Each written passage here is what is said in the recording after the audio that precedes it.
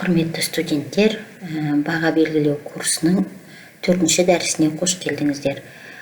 Бұл 4-ші дәрісте қарастырылатын сұрақ баға жүйесі, баға принциптері, әдістері, баға түрлері және олардың бағаның жіктелуі.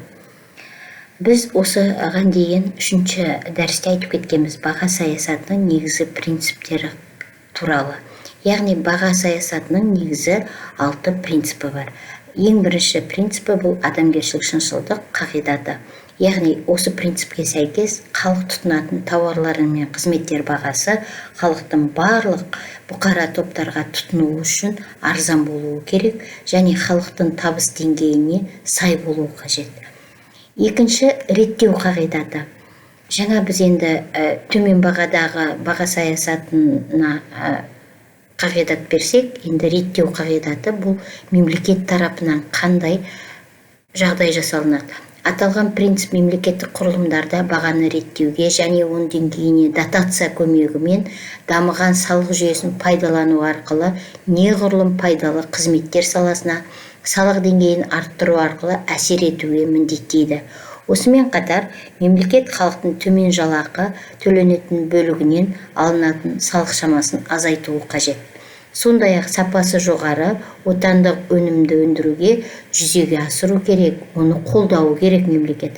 Жаппай көпшілік сұранысқа ие өнімдерді және халықтың салауатты өмірін қамтамасыз ететін өнімдерді өндіретін кәсіпорындар салық жеңілдіктерінен қамтамасыз етілуі қажет. Үшінші, төлеу қабілет қағидаты. Яғни осы принцип бойынша баға шаруашылық субъектілеріне келісім шарттардың міндеттемелерін орындауға, заңмен белгіленген салықтарды төлеуге, ұдайы ұлғаймалы өндірісті қамтамасыз етуге, ғылыми техникалық прогрестегі жаңалықтарды енгізуге және қызметкерлерді материалдық игіліктермен тиісті еңбек және демалыс жағдайларымен қамтамасыз етуге мүмкіндік туғызуы қажет. Бұл бағаның төлеу қабілет қағидаты. Төртінші, бұл пропорционалдық қағидат. Яғни бұл аталған принципті іс жүзінде қолдану, белгілі бір өнімді өндіруге қатысатын барлық әрекет салаларының арасында табысты пропорционалды бөлу есебінен, пропорционал дегеніміз не? Тең бөлу, халық шаруашылығының әртүрлі салаларының бір қалыпты дамуына мүмкіндік туғызады. Бұл принцип еліміздің экономикасын, ауыл шаруашылық өндірісін, қайта өңдеу өнеркәсібін және қызмет көрсету өрісіндегі приоритетті басымдылықты дамытуға бағыттайды. Бесінші, бұл паритеттік қағидат. Бұл принцип шикізат, материалдар, халық тұтынатын тауарлар, құрал жабдықтар, ең алдымен қажетті бұйымдар және тағы басқа да өнімдерге уақытына сай шамалас, өзара байланысты, өзара келісілген бағаларды қолдануға мүмкіндік туғызады. Алтыншы, ұтқырлық мобильдік қағидат дейміз. Бұл нарықтық экономика жағдайында бағалар тұтынушының сұранысы мен ұсыныс аралығындағы тепе-теңдікті қамтамасыз ету. Сонымен мұнда ұсыныс көлемі тек халықтың қажеттілігін қамтамасыз етіп қана қоймай, ол еліміздің азық-түлік қауіпсіздігіне кепіл болатындай қорды жасауға жеткілікті болуы қажет. Енді біз принциптер мен қағидаттарын оқығаннан кейін осыған дейінгі 3-ші дәрісте бұған тоқталып кеткенбіз. Енді баға жүйесі туралы айтайық. Баға жүйесі бұл келесі параметрлерді сипаттайды. Ол бағаның деңгейі, бағаның құрылымы, баға динамикасы. Баға деңгейіміз дегеніміз не? Бұл ақшадағы бағаның абсолюттік сандық көрінісі. Баға құрылымы дегеніміз не? Ол баға құрамындағы элементтердің белгілі бір пайыздық немесе үлестік арақатынасы. Баға динамикасы дегеніміз бұл баға деңгейінің уақыт аралығындағы өзгерісі. Баға динамикасын бағалау үшін біз естеріңізде болса, бірінші дәрісте мен оны динамикасын графика түрінде көрсеткен. Индекс арқылы пайдаланыламыз деп. Яғни ол тауардың есептік кезеңдегі бағасы мен тауардың қазіргі базистік кезеңдегі бағасын салыстыру арқылы. Баға түрлері реттелу дәрежесіне қарай келесі топтарға бөлінеді. Еркін бағалар, реттелетін, арнайы тағайындалатын бағалар.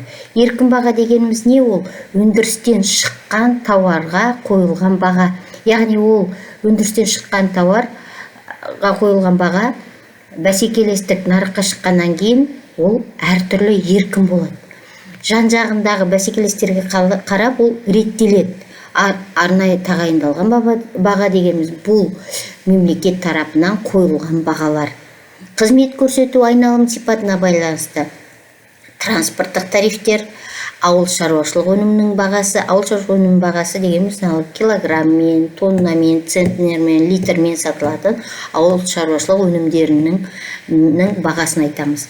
Өнеркәсіптің көптеп сату бағасы, бөлшек сату бағасы, құрылыс өнімдеріне қойылған бағалар.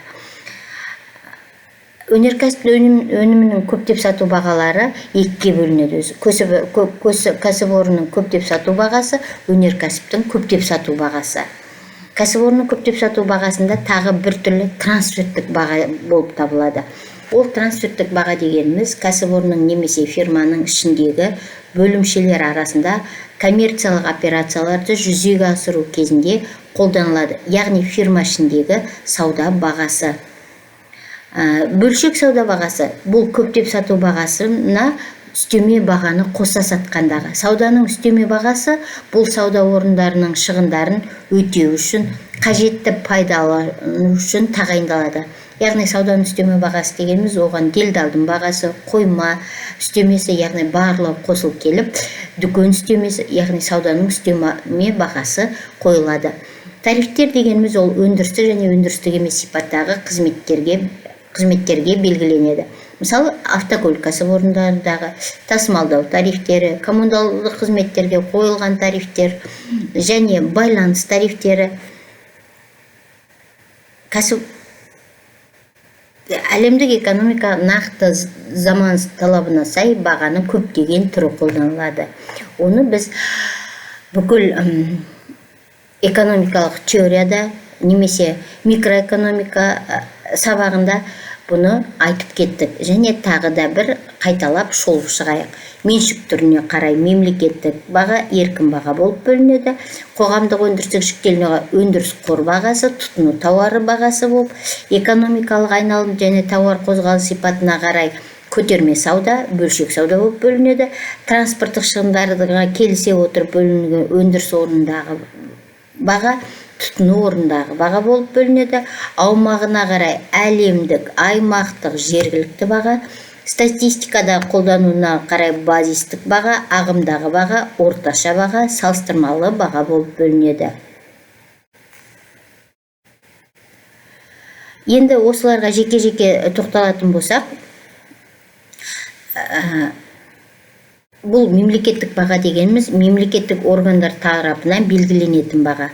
Оның өзі екі түрі бар: кесімді және реттелетін баға. Кесімді баға дегеніміз нақты көлеміне бекіткен, реттелетін баға дегеніміз мемлекет бекіткен ережеге сәйкес өзгеріп отыратын бағалар, нарықтық бағалар, көтерме сауда, өндіріс орнындағы бағалар.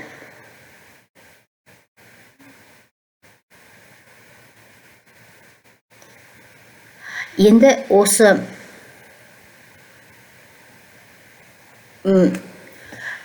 осы тақырыпта, осы дәрісте сұраныс икемділігі, икемділік коэффициенті туралы айтып кетуді мен жөн көрдім. Баға өзгерісіне байланысты тұтынушылардың сұраныс дәрежесінің сандық өзгерісі сұраныс икемділігі дегенді білдіреді. Икемділік коэффициенті көз алдарыңызда тұрған формула арқылы есептелінеді. Яғни бұл сұраныс көлемінің өзгерісі мен тауар бағасының өзгерісінің бір-біріне қатынасы арқылы. Икемділік коэффициенті бойынша мынадай қорытынды жасалады. Сұраныс икемді болады нарықта, егер икемділік коэффициенті бірден жоғары болса. Сұраныс икемсіз болады, егер ол икемділік коэффициенті бірден. Баға мен тауардың көлем өзгерісі бірдей бірлікте болса, онда икемділік коэффициенті бірге тең болады. Бүгінгі дәрісте біз жалпы қорытындылай келетін болсақ, пысықтасақ, бүгін біз бағаның түрлері, баға жүйесі, бағадағы қолданылатын принциптер, қағидаттар, бағаның жүктелуі,